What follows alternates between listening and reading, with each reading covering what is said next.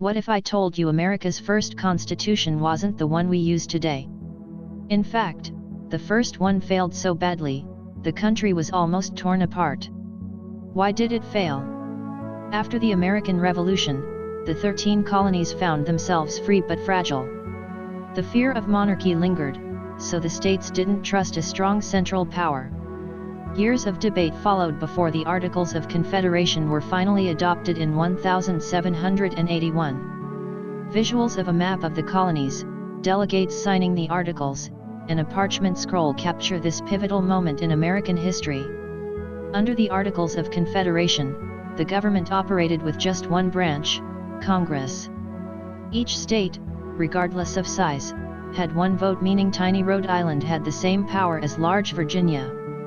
There was no president or national court system, and any amendments required the unanimous approval of all 13 states. Congress couldn't collect taxes, only request them, and it couldn't raise a standing army. Early problems began soon after the Articles of Confederation were adopted. War debts remained unpaid, and soldiers grew angry over lack of compensation. States began printing their own money, leading to rampant inflation and economic instability throughout the young nation. Trade disputes erupted between states, as there was no strong central authority to regulate commerce or resolve conflicts.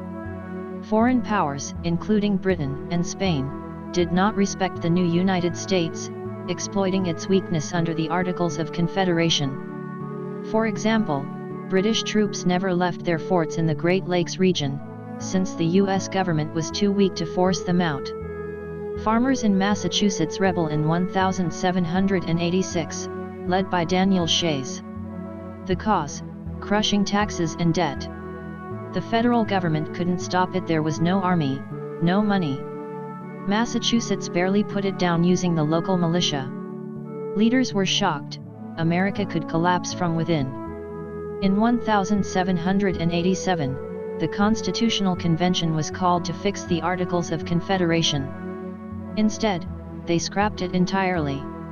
Debates erupted between Federalists, who wanted a strong central government, and anti-Federalists, who favored state power. The U.S. Constitution marked a new beginning for America. It created 3 branches of government: executive, legislative, and judicial. This system established a balance of power between the states and the federal government.